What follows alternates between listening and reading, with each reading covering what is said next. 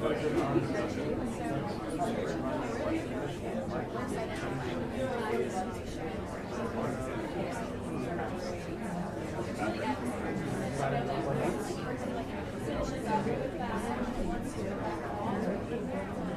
yeah.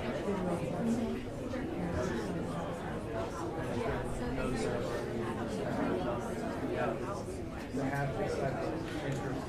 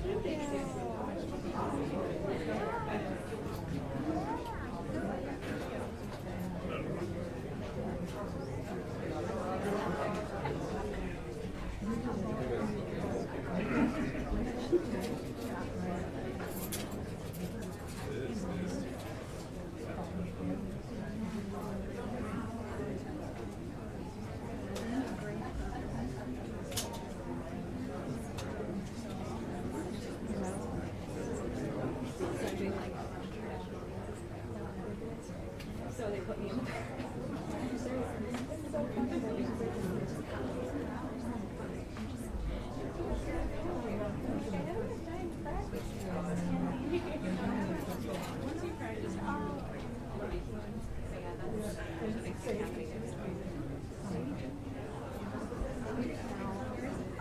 it's going to be a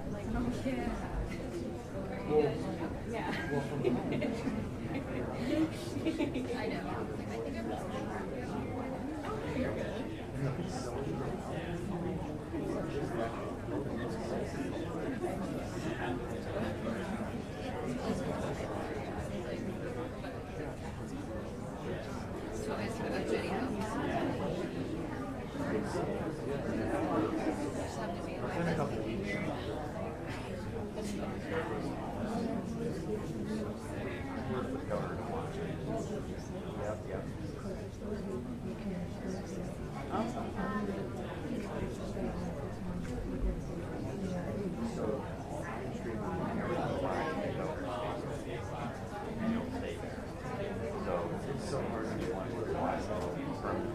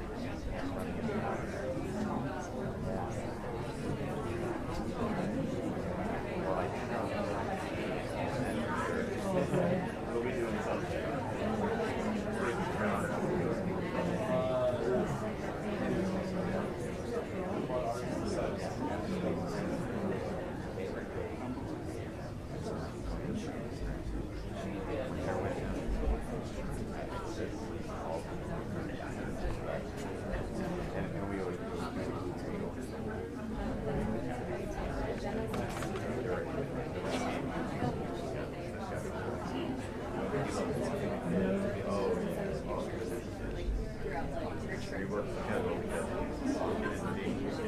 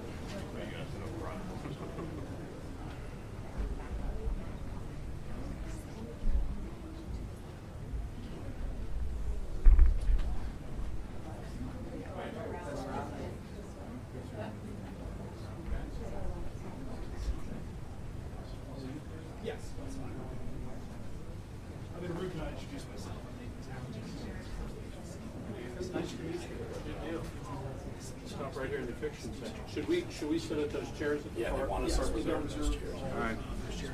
I'm not the governor. Sir. It's good to be with you, pal. That's fine.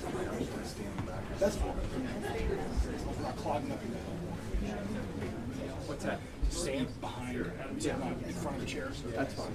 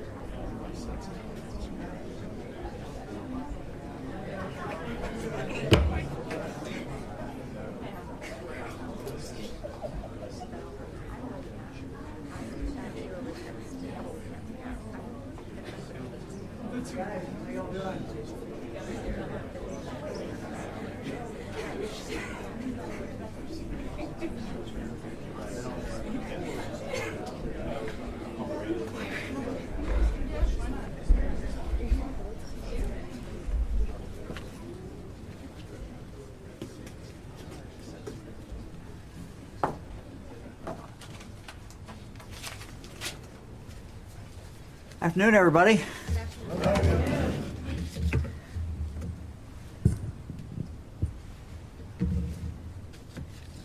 So today I'm going to sign a bill that will help us save lives. I told the Senate President a moment ago that there's few times that when we sign a bill, we pretty much know that the bill, by enacting it, it will in fact save lives. So this is a big occasion. We have a number of speakers. We have both the Senate President and the Speaker here today, which is unusual to have both of them, and we have other members of the legislature. And we have, of course, people who are directly involved in what happened. House Bill 47 makes a requirement for schools across Ohio to have automated external defibrillators, or AEDs.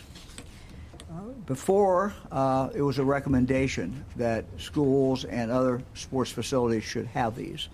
Now it will be a requirement, and so that every school in the state, every one of our public schools will be required to do this.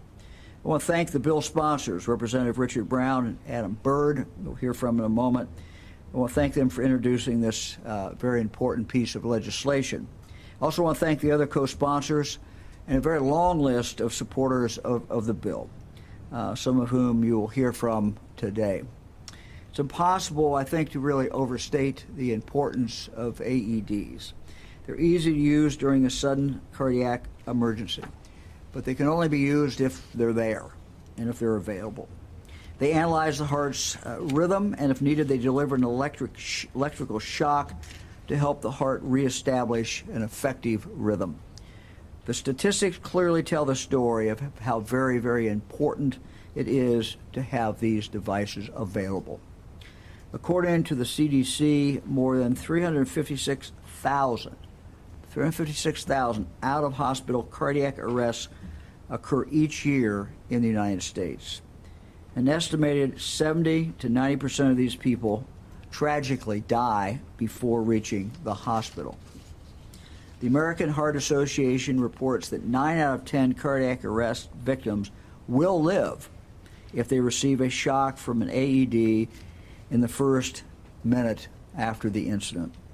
The difference that this device makes is really astounding. Having them in our schools, having them available to safeguard our students is absolutely the right thing to do.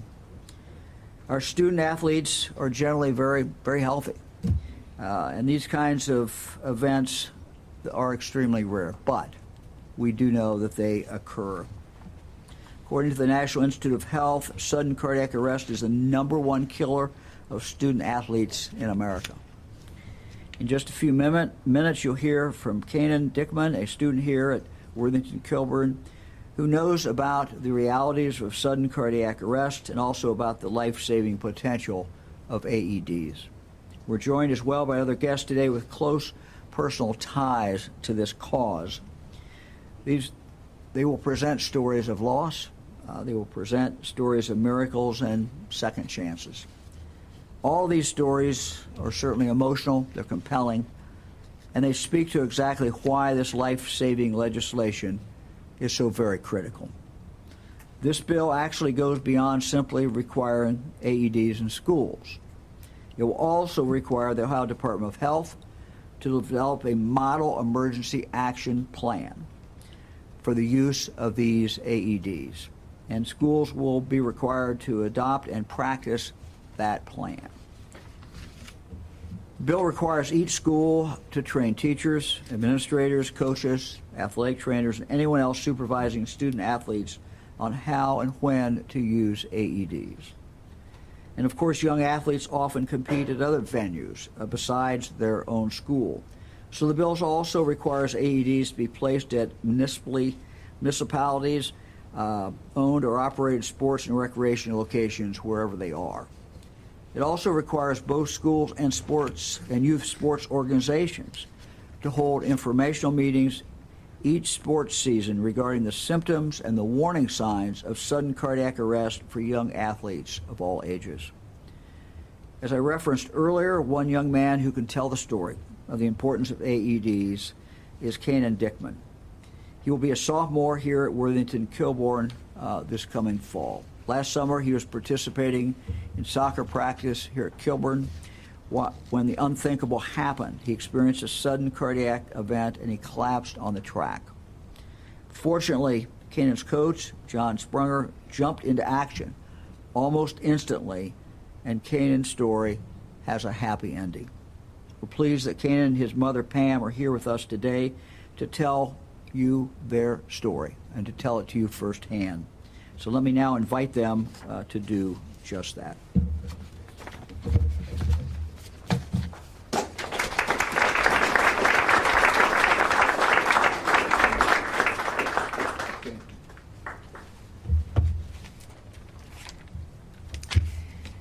So for us, today is about gratitude. It has been a year since we almost lost Kanan. We know that only because of his coaches, Coach Sprunger and Coach Fagan, and the quick actions of not only them, but also the teammates that ran and helped get the AED machine. We were told that some of the teammates grabbed some of the other players and went to the other side of the field and started praying for Kanan. So we're just grateful for everything that transpired that day. But we know that without their quick actions, he literally would not be here. We were told that over and over in the hospital. The AED, the 911 call, and the upperclassmen and the coaches all came together that day and made this a positive ending for us. It is a true sense of community. The Worthington community has been amazing. We want to thank all of our family and our friends, many of whom are here today. We just love you all.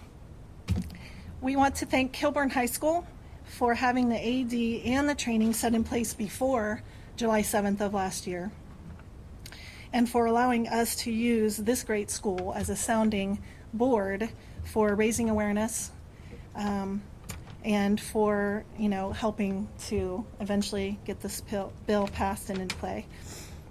I know the Worthington School Board, I spoke with someone, and they are working right now to get more AEDs in all of the schools and also recreational areas and parks.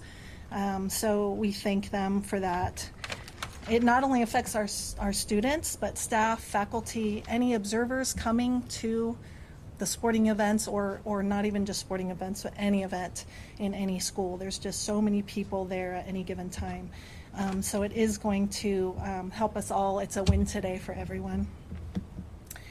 The American Heart Association has been wonderful and has been really allowing us to work with them as far as advocating and spreading awareness.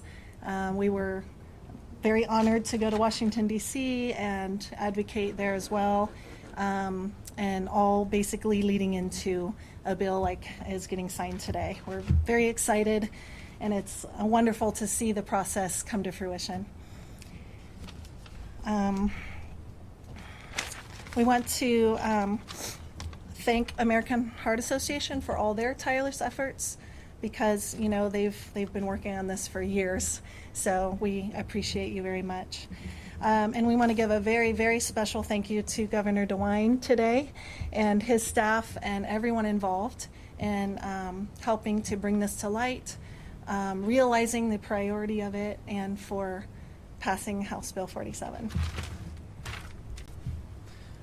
We hope that the passing of this bill will help save lives just as mine was saved, because if it weren't for AED and CPR training in our school, I would not be here today. Thank you, Governor DeWine.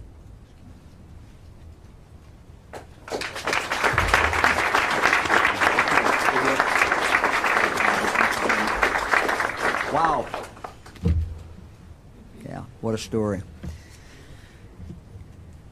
Let me now introduce Coach John Sprunger, who played a key role in saving Canaan's life that day. John, will you come up, please?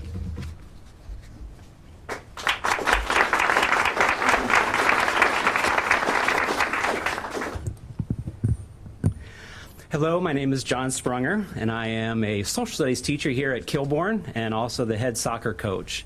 And as a social studies teacher who's been teaching for 33 years about American government, American civics, I got to tell you, it's a little surreal to be up here actually with a story, with the opportunity to describe and to show my classes how a bill becomes a law.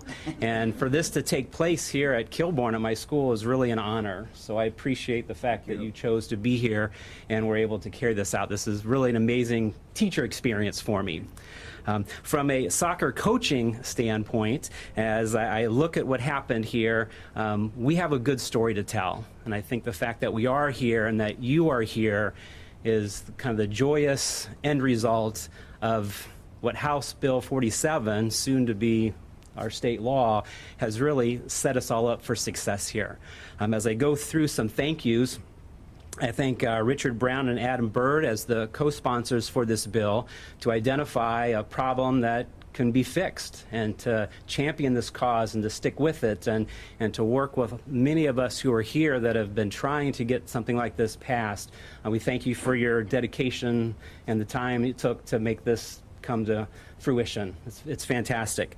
We're very thankful for Governor DeWine, who's here, and again, who's chose the school and chose this to sign the bill, to follow with this, and to make this a reality. So we're so thankful for that as well. I'd also like to thank Dustin Hoffinger from the American Heart Association. He's right here. When our event took place last year, he kind of came in and was very helpful, almost like a mentor for us, to tell us, here's what's in the mix, here's what you could help us with, here's how to do it. He had his calendar for us, and he shared so much with us. So I thank you for that guidance that you gave Kanan and I, and for Pam, and we're proud to be part of this as well. As I continue with a couple more thank yous, the date of this event took place just 12 months and about 16 days ago, and it was one day after his 15th birthday.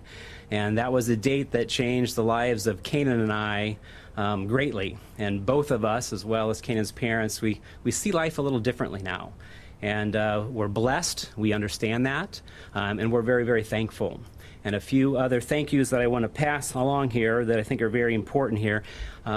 As Governor DeWine said, there were requirements leading up to this law, but it was little bits and pieces. You know, as a coach who's been coaching for 34 years, Ohio High School mandated that we do CPR training. And so I've been through so many classes, Never thought I'd ever have to use it, but I still, going through classes, would visualize if this was to happen, how would I do this? What would be the next steps? How would I, successfully reach this conclusion that we've done?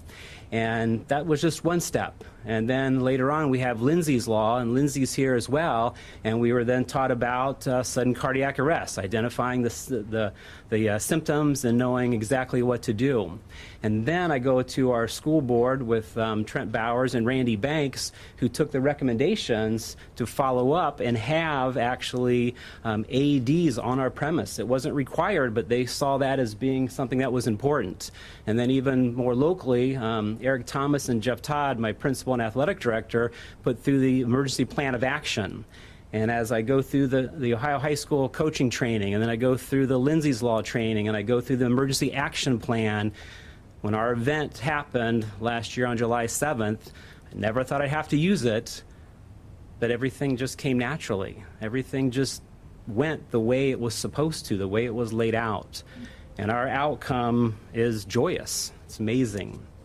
And when I say that, it's a great thing to say, but I also realize that there are some people here in this room who have been through a similar incident, and the outcome wasn't as joyous. And those individuals are here, and those individuals, I think, are seeing a culmination of their hard work, what their foundations have done, and I think they feel maybe blessed today that where we are today compared to yesterday or last year, it's changed, it's different. We're entering a new day. And so as Kanan and I thank you for your support, and thank you for being here. And I don't know, it wasn't just Kanan and I that has led this bill to be where it is, but it's all the people that are in this room that have seen sadness, but today can see joy, that this is going to make a difference. And so our hope, our wish is the passing of this law will save many lives into the future. So thank you all for being here, and thank you for signing this. It's amazing. Thank you.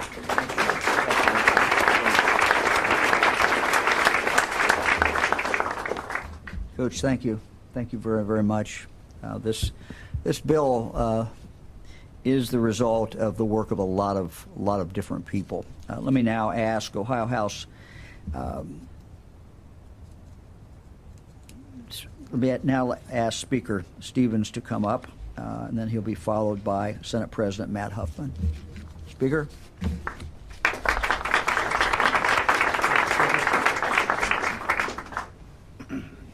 Thank you, Governor. It's really neat. I appreciate the perspective of the social studies teacher today, as we have, the full circle of legislation, but also having three sons who competed in high school sports, and one of our teammates had almost had an incident, but was found. It really does hit home, and hopefully this will affect people throughout the state of Ohio, and it will be a positive thing, and is something that shows, I believe, that we care about our kids in Ohio, and we care about our future. So anyway, thank you very much, and we'll let the next speaker go ahead. So. Mr. President, come up.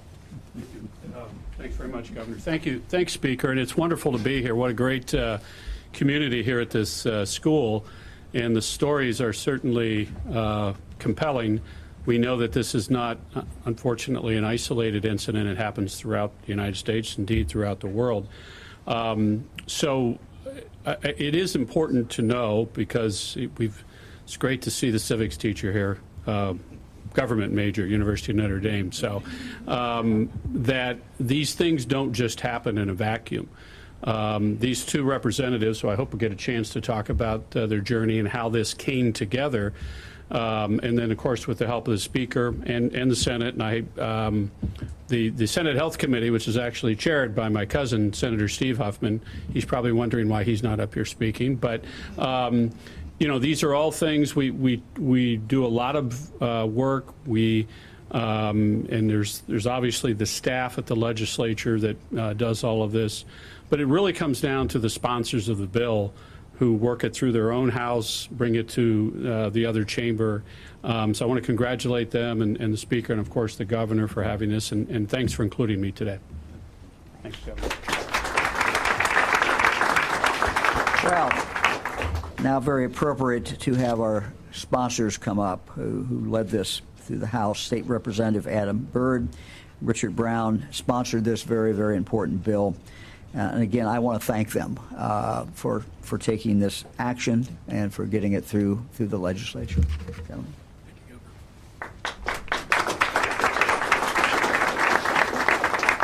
Well, thank you all for being here. I'm Richard Brown, represent Ohio's 5th District, which is primarily eastern and southeastern Franklin County. And I just want to say a few words. First, I wanted to tell you where I got the idea for this bill. It came to me from one of my constituents, and she's here today, Jennifer Dunaway. Jennifer, raise your hand. Jennifer is here with her husband, Nick, and 4 of their 6 children, and they are soccer players, and they love soccer. And Jennifer is one of my constituents. And she called me one day and said, hey, I've got an issue that I think might be something that you could help us with. And I said, I'm here to help. That's my job. What can I do? And she told me about when they travel around the state for soccer tournaments, how they sometimes went to places where there were no AEDs available, whether it's schools or sports and recreation locations in municipalities or townships. And she said, I think it would be good if we could do something about that. So I told her I would look into it. And I started doing research, and I looked into it, and I saw where the current law allowed for these things, but it was on a discretionary basis. And I said, well, you know, these ought to be mandatory. It ought to be a requirement that our schools and that some of our municipally owned and operated sports and recreation locations have these devices. Why? Because they save lives. And so I dropped the bill. I asked Representative Byrd if he would be interested in jointly sponsoring this bill with me, and he very cordially, to my good luck, said yes. And I'm of the Democratic persuasion, he's of the Republican persuasion. We worked together in a bipartisan fashion in the Ohio House to bring this bill, this idea, to a reality. And there are so many people to thank. I've got a list of more than 2 pages of proponents, entities, corporations, the NFL, the Ohio American Heart Association, too many organizations, hospitals, medical associations to name. And I don't want to leave out any, so I'll leave it at that. And there were individuals, people who were affected in their personal lives by these SCA, sudden cardiac arrest, and the deadly nature of that affliction. And the AEDs combined with or in combination with CPR can and will save lives. And Kanan Dickman is here today because of this. And what we wanted to do was pass a bill that was common sense, bipartisan, that will do what it did for Kanan and save lives of not just young people, but everybody around the state of Ohio. And I am honored to be the person that was entrusted by my constituent to bring this idea forth. I thank Representative Byrd for everything he did to help me. I thank my legislative assistant, Jackie Mulvane, who's taking pictures right now, my LA, Josh Meeks, for all their invaluable help. I thank the Senate President for putting this bill on the floor. I thank the Speaker of the House, Jason Stevens, for shepherding this bill through the Ohio House. Without these gentlemen, it would not have occurred either. So it takes a village to do something like this, and I thank everyone who was involved. Thank you, and thank you, Governor, for having this event and signing this bill today.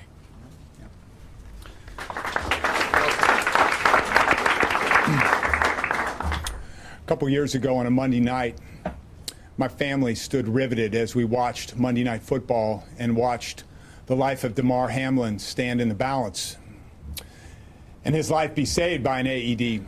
And I think the whole nation watched that. It was only a couple of months later that a 17-year-old student in my district back home at Western Brown High School passed away from sudden cardiac arrest. During the school day, he passed away. And so after those important events take place, the opportunity presented itself to join Representative Brown on this bill, and I quickly jumped at that opportunity because we all see the importance of doing everything that we can to save young people's lives. And not just that, but a lot of times at school, these AEDs will be present when grandma and grandpa come to watch a sporting event. And so we want to make sure that we're protecting people. You know, one of the most important qualities that we should have as legislators is to be good listeners. And I see a lot of people in the room who came to the State House and spoke in committee and lobbied legislators in the committee process on behalf of the merits of this bill. And I really thank those of you in this room that came, invested your time to come and talk to legislators about how important this bill was to you. And as was mentioned prior, a lot of times in the news cycle, you hear about all of the times perhaps that Representative Brown's team and my team don't always see eye to eye on something. But that's not the way it is most of the time. Most of the time, we work together on bills, and this is a great example, and so I'm so thankful for Representative Brown and myself ability to work together, bring our teams together to do this, and so it's you got to work this bill in the House. You got to work this bill in the Senate. You got to talk to committee chairs. You've got to talk to members of committees. You've got to sell them. You've got to bring in people who are experts in the field. And so a lot of work went into this. I'm so grateful for the relationship that Representative Brown and I have developed over the past year and a half working on this. I'm very thankful for Speaker of the House Jason Stevens, Senate President Matt Huffman for shepherding this bill. And so a lot of work went into this. And I'm so grateful to see so many people here that have been going to be impacted by this bill in a positive way. Thank you, Governor, for the time.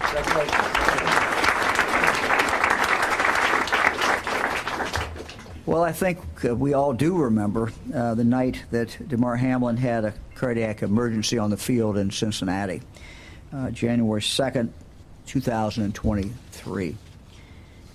We also remember the heroism of the first responders, the job that they all did, an absolutely amazing job, the ones who were right down on the field immediately, and also the ones at the University of Cincinnati Medical Center. They all saved his life.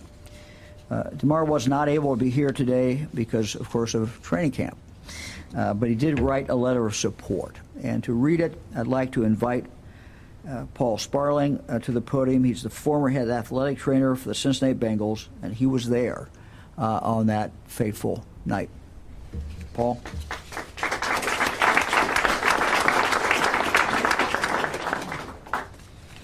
Well, good afternoon. Thank you, Governor DeWine. My name's Paul Sparling, and I served for 30 years as the head athletic trainer and director of sports medicine administration for the Cincinnati Bengals.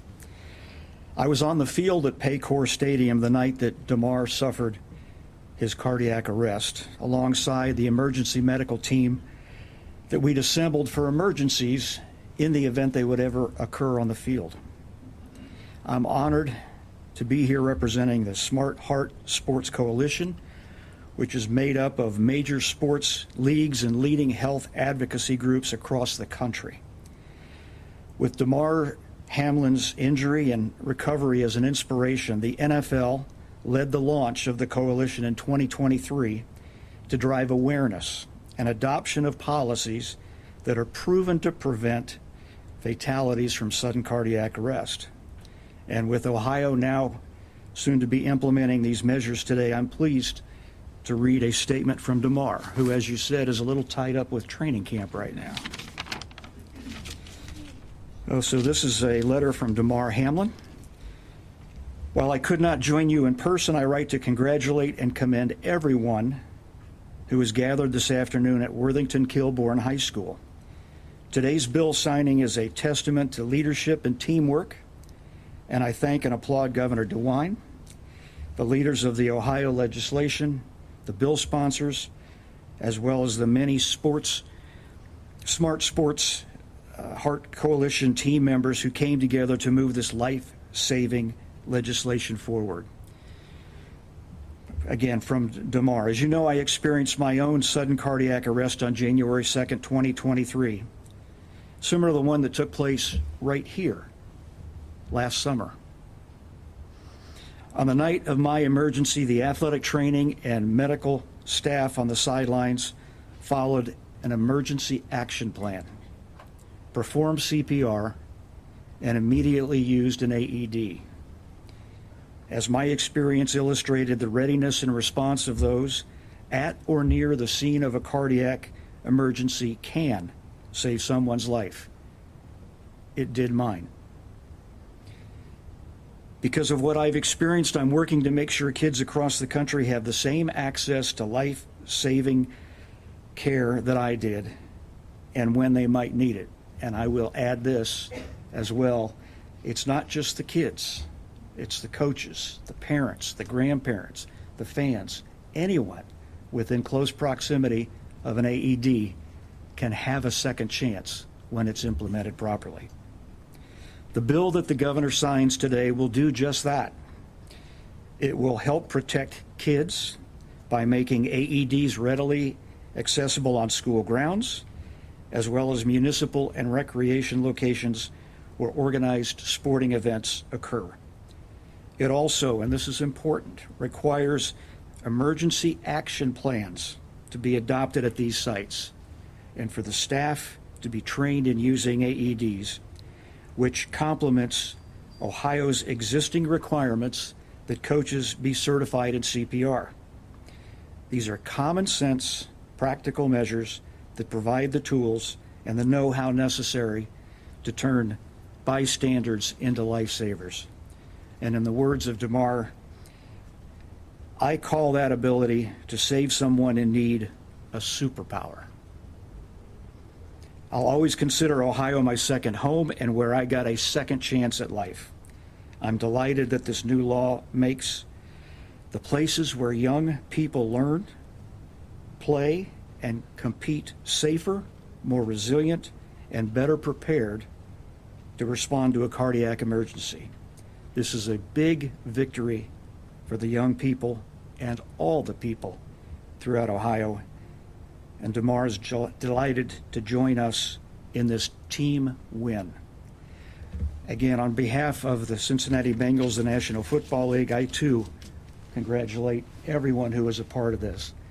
I can remember 30 plus years ago when I started as the head athletic trainer for the Bengals, going to ownership and mentioning that we needed to have AEDs on site.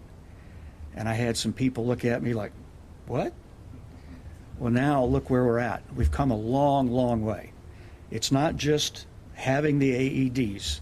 It's the emergency action plan, CPR training, and people that have the wherewithal, the willingness, and the know-how to implement those that can give people a second chance at life. Thank you very much.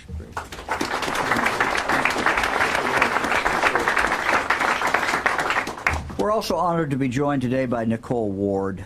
She is the mother of Cleveland Brown Pro Bowler and former Ohio State Buckeye Denzel Ward. The Wards co-founded the Make Them Know Your Name Foundation after the unexpected loss of Nicole's husband, Paul Ward Jr., to a sudden cardiac arrest.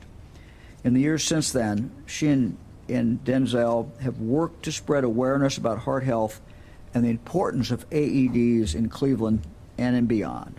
Nicole, will you please come up? Thank you.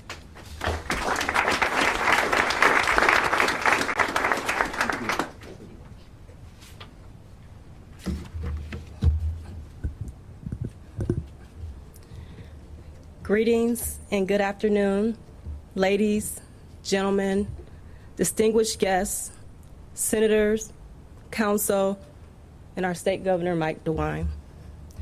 As Mike DeWine stated, I am the executive director of the Make Them Know Your Name Heart Health Foundation, and I am also the mom of Denzel Ward, who plays for the Cleveland Browns as a cornerback. Before I share my remarks, I would also like to share a statement that's provided by Denzel Ward. He wanted to attend today, but as mentioned, today is the first day of training camp. So he is not able to attend. But he did write this letter to say, "Hello everyone, my name is Denzel Ward. Not only was I born and raised in Cleveland, but I was also blessed to attend The Ohio State University as a student athlete and now play in the NFL as a member of the Cleveland Browns. I take much pride in being from Ohio, especially on a day like today with the signing of this vital life-saving legislation. My father passed away at the young age of 46 while he was participating in a workout class in a gym. Although the gym had an AED, nobody was confident to use it, and my father did not receive the proper care until EMS arrived, and he passed away. Since entering the NFL, my family and I have started the Make Them Know Your Name Heart Health Foundation and worked tremendously hard in providing AEDs to the community and training people on AEDs and CPR use to ensure that no family has to go through what mine has went through. Today, we honor the legacy of my father and many others by celebrating this new legislation. I am both proud and thankful for the positive impact it will have on my home state. With much appreciation and gratitude, Denzel Ward.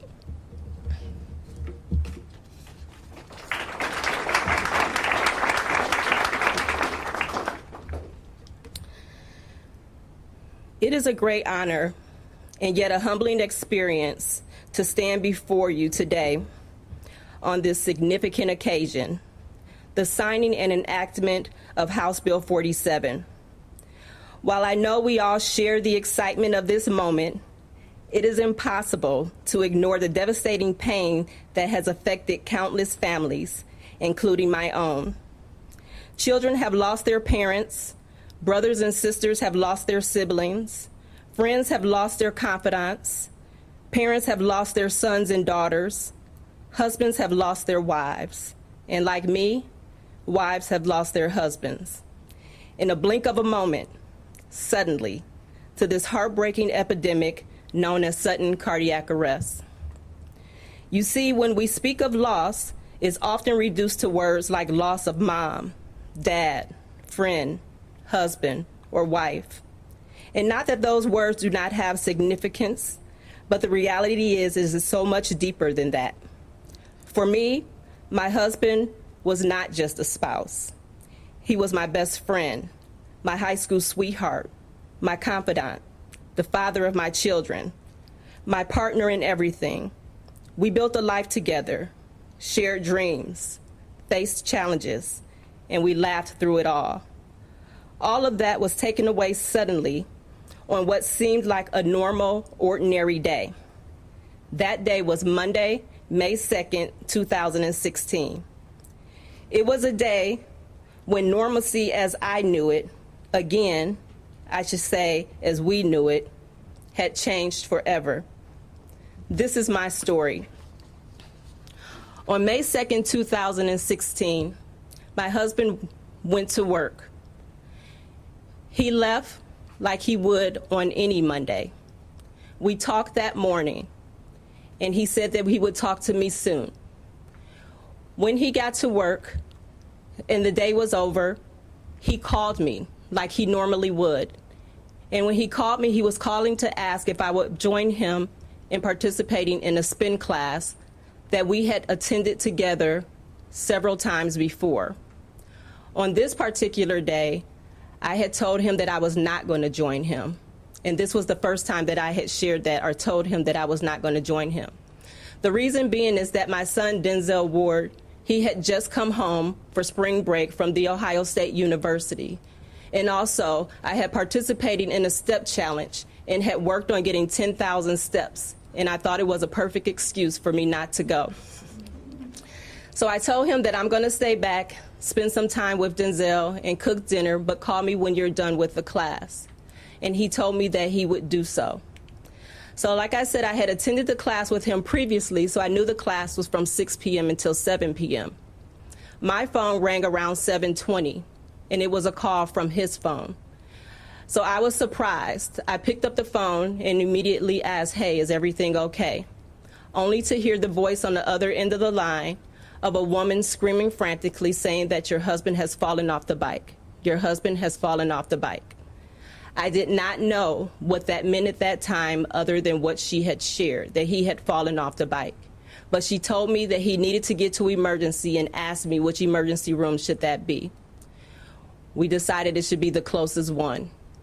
She told me where she was taking him, and I remember talking to Denzel and telling him someone just called and said that your dad has fallen off the bike and we need to get to emergency right away. As we were driving to the ER, for some reason I started to tell Denzel, you need to call your brother, you need to call your grandparents, you need to call your family, tell them to meet us at the hospital. Your dad has fallen off the bike. My apologies. In any normal situation, you would probably think, why would you call the entire family to meet someone at the hospital because they've fallen off the bike? But I don't know. That's what I was led to do, and that's what we did. When I got there to the hospital and checked into the desk, a lady came up to me crying, and I'm thinking it was the same lady who called me on the phone, saying, Nicole, I am so sorry. Your husband had fallen off the bike, and he stopped breathing. That was my first time hearing the words that he had stopped breathing. So now I started to understand that this was more severe than what maybe I initially thought. When I demanded myself back into the room and I saw them working on my husband, trying to revive him, only thing that I can think is, how did this happen? What is going on? I tried to do everything I can to help encourage him, to speak to him, to tell him he was strong, he can pull through this. My brother-in-law, my mother-in-law, they were in there with me. They tried to revive him, and twice they told me they had a heartbeat. So of course, this was hope. We thought things were going to change. I felt like he was going to pull through. But then it was shortly after that, at 8:14 to be exact, when I then heard the words that he was no longer with us and that he had passed away. I didn't understand it because if you knew my husband and saw my husband, he seemed like the bill of health. He was fitness and working out and eating healthy. Those were all things that were important to him. But somehow this did take place. So afterwards, when I began to do my research to try to understand what had happened, that's when I learned about sudden cardiac arrest. And what I learned about sudden cardiac arrest is that it didn't have to be a death sentence, as long as someone is willing to step up and take action immediately. I also found out that at the time that no one, even though he was in a gym facility and that he was in a class full, in the spin class, that no one effectively performed CPR and no one used an AED. After I returned back to the facility, I counted the steps, was only 32 steps away. And I can ask the question as to why, but I'm not going to do that because there can be a lot of reasons why. It could be fear, lack of knowledge, all of those things. But I guess what I'm here to say is that learning how to do CPR and learning how to use an AED is vitally important. So at this point now, my husband and my son's dad are gone. I can never regain the love and the normalcy that I once knew. Sadly, what has become normal now are constant reminders that heart disease continues to be the #1 killer in the United States, claiming over 356,000 lives each year, a grim statistic that has persisted and increased since 1921. This has become our norm. It is also normal that sudden cardiac arrest is the leading cause of death associated with heart-related fatalities, accounting for over half of all heart-related deaths. Disturbingly, less than 10% of those experiencing sudden cardiac arrest outside of the hospital will survive, meaning over 90% are sure to die. This has become our norm, and devastatingly, every minute without CPR and the use of an AED reduces the chances of survival by 10%. While knowing the average EMS response time is 7 to 12 minutes, we can all do the math, and this has become our norm. But today, my heart is full and I am overjoyed with the enactment of House Bill 47. We can redefine normalcy. With House Bill 47, we will create a new standard of access, preparedness, and instill the confidence to quickly and swiftly take action. It will become normal to enter our schools and recreational centers and not just hope, but rest in knowing that an AED is on site, tripling the chances of survival. It will be normal to have emergency preparedness plans in place so that everyone knows exactly what to do and how to respond, just as we know how to prepare for a fire drill or a tornado drill. This will be our normalcy. It will become normal for children, men, women, and people of all ages to take action and help to save lives rather than stand by and watch, often helplessly, as loved ones or someone we know or someone they know lose their life simply because they didn't know what to do. The significantly increased chance of survival should be the norm, not the exception. I am proud to stand here today on behalf of my family and so many others here in this room, confident that House Bill 47 is a tremendous step in giving our state of Ohio life and the opportunity to enjoy many years of our loved ones as a normalcy. House of Representatives, Senator, Governor DeWine, and all who have worked tirelessly to pass House Bill 47, on behalf of my family, I just want to say thank you.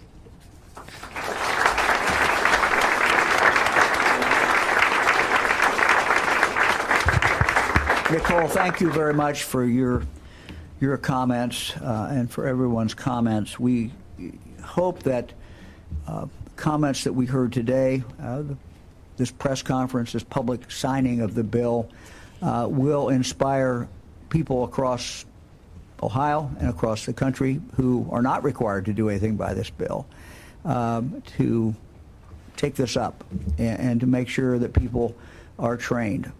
There's two things we've learned today. One, you have to have the machine, and the other, you have to have the training and the understanding and the will to go ahead and use it. So we're now to the point of signing the bill. I'd like to invite everyone to come on up.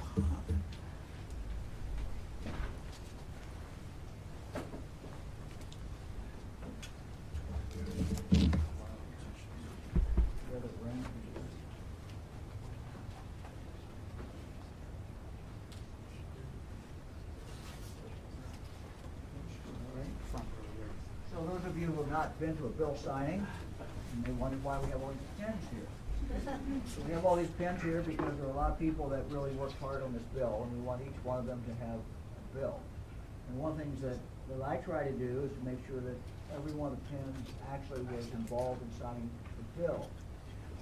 So you can tell this will take a little while. What is our date today, gentlemen? 23rd. It's not pretty, actually. One.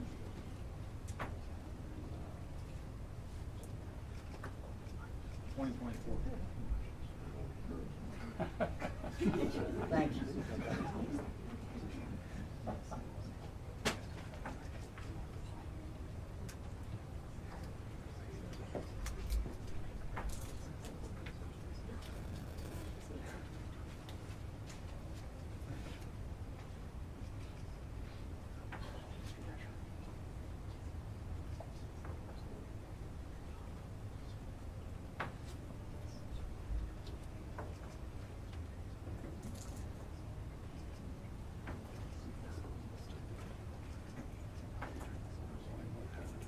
Somebody playing music or something. Band practice. Yeah, bring the band. May I say, Governor DeWine, you don't have to be trained to use an AED. You just have to turn it on. It will tell you what to do. It is the most common misconception that people don't use an AED because they are not trained. All you have to do is turn it on. It will tell you exactly what to do. Thank you for telling us that. We also, though, want people not to be afraid of it. So we need them to understand that they can do that. So Yep. You're absolutely right. Thank you very, very much.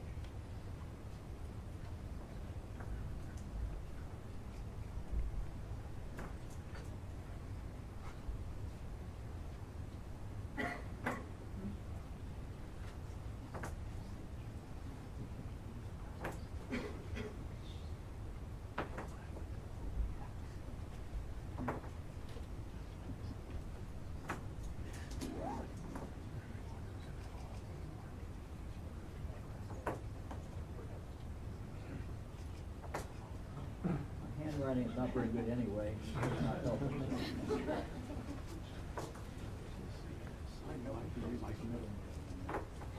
Yeah, I know, but, well. What is your middle name, Governor? Michael, right?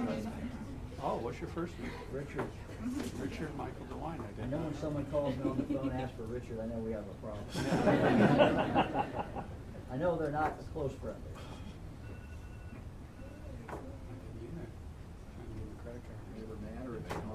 That's right. That's right.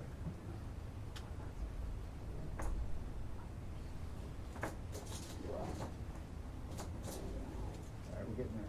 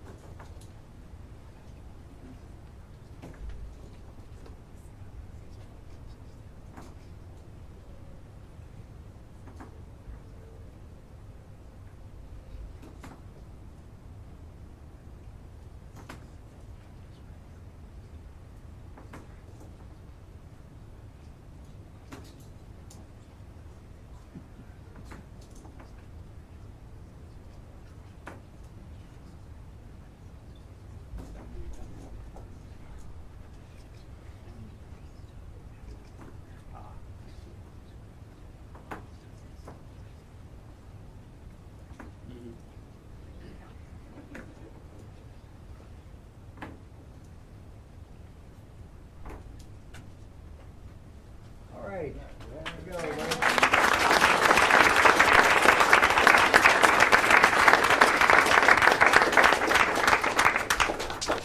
Again, thank everyone who worked on this.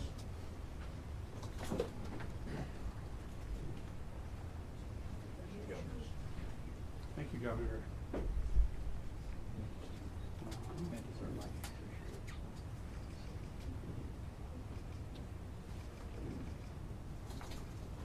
It's a seal of the state of Ohio at the top. That's nice. I have some from one from Governor Strickland and one from Governor Kasich, so I have a couple from them. Anyone with these extras?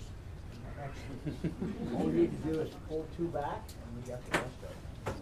We got your assistants, some of your team members, we got it done. We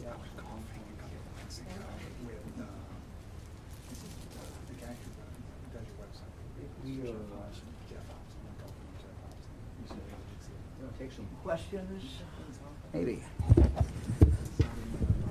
From the media, anybody? This is a first, guys. This is a first. Well, let's start with on topic, and then we can go off. Not that you would ever go off topic, but anyway, yeah. Anybody? How many locations do you expect to have to come into compliance with this new requirement? Well, we expect everybody to comply, and you know, the bill charges the department with making sure that they do in fact comply. So we will see, but we're going to stay on it. It's very, very important. And look, I think that again, having a public event like this where we have the opportunity for people to talk, tell their story. Again, a lot of this is public awareness. What a bill like this does, you know, it does direct good, but it also does a lot of indirect good. And the indirect good is getting people to understand the challenge and getting them to understand why this is so very, very important. So, anybody else? Yep. As you know, as we all know, President Biden decided to end his re-election campaign. Do you worry at all about how that politically might affect Ohio's 2024 election with the consequential U.S. Senate race, redistricting? Do you think Democratic voters are going to come out in larger droves now? Well, I really don't know. This is the one thing we've learned about this political campaign is there's a lot we don't know. And this continues to have twists and turns, and you know, we've never had a presidential campaign in the history of this country like this. And it's going to continue to evolve. So I do not have a crystal ball, and I don't know how it's going to turn out. Governor DeWine, I have a question for you. You know, there is a lot of moments of joy with this bill. I'm sorry? There's a lot of moments of joy with this new law. But what are you doing to help other organizations, municipalities who don't always have the extra funds, even though they want to spend the money on this? Yeah. Look, I mean, this is certainly something the legislature can take up. You know, the cost of this is not huge. Again, I'll state what I said before. I really one of the reasons we wanted to do it here, one of the reasons we wanted to have these speakers, is because we wanted them to tell their real life stories, and the stories where it didn't work, that someone didn't use it, didn't take advantage of it, maybe a story where it was not available. These are, people can relate to stories, and tragic stories, and also happy stories. And so the law is, not only does it compel people to do things, but the law is also a teacher. And that's really what we're doing today, and I think it's appropriate we're doing this at the school, in this library. That's what our goal is. Anybody else? Senate President Huffman and Speaker Jason Stevens, can you guys come up here as well? Don't worry. It's up to the governor. It's their press conference, not public. That's all right with the governor, sure. Obviously, if Trump and Vance win a OT, is going to need to be put into the Senate. I'm wondering what each of you would be interested in to represent Ohio in the U.S. Senate if Vance has to step down. I'll go first. We have a long way to go before the election. We will see what happens in the election. If the Republican ticket does, in fact, win, then it will be my obligation to appoint someone to the United States Senate. It is my understanding that that will be basically a 2-year appointment, that individual, if they wanted to run again, would have to run in 2 years, and then they'd have to run 2 years after that. So I'm interested. You know, I spent 12 years in the United States Senate, 20 years in the United States Congress. You know, I think I have a pretty good idea of what it takes to be a successful United States Senator, in the sense of representing Ohio, getting results for Ohio, representing our whole country.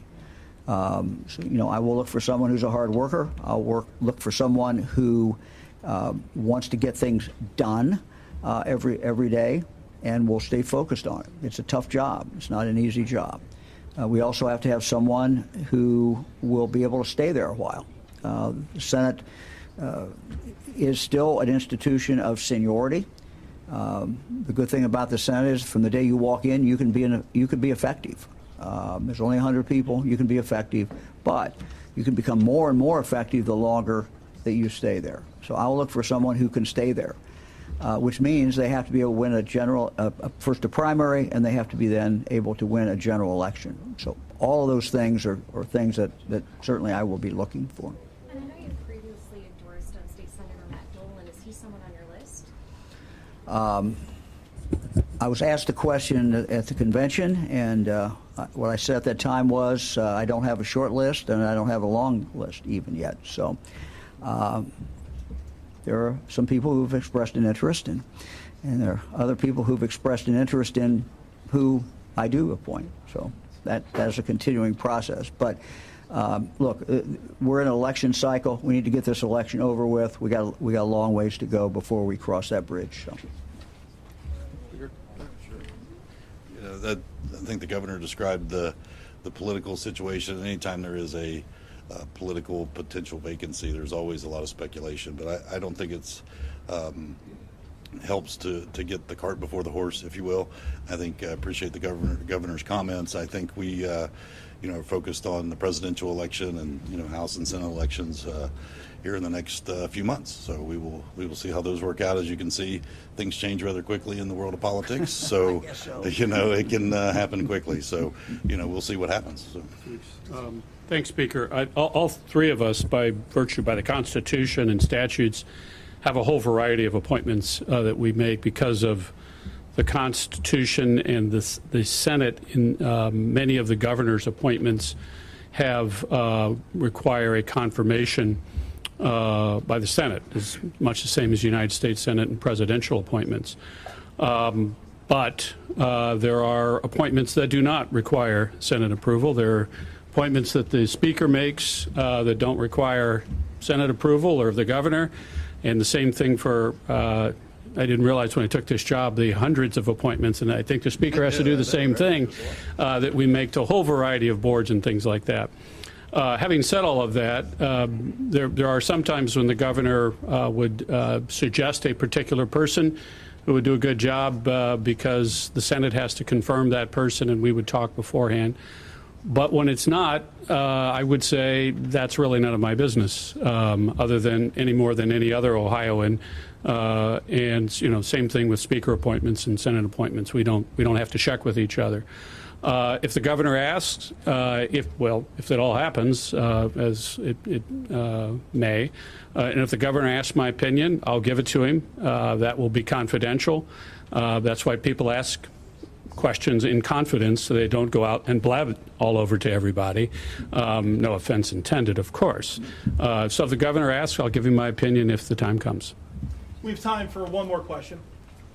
Governor, do you believe that President Biden is competent to finish his term, and if not, what should happen?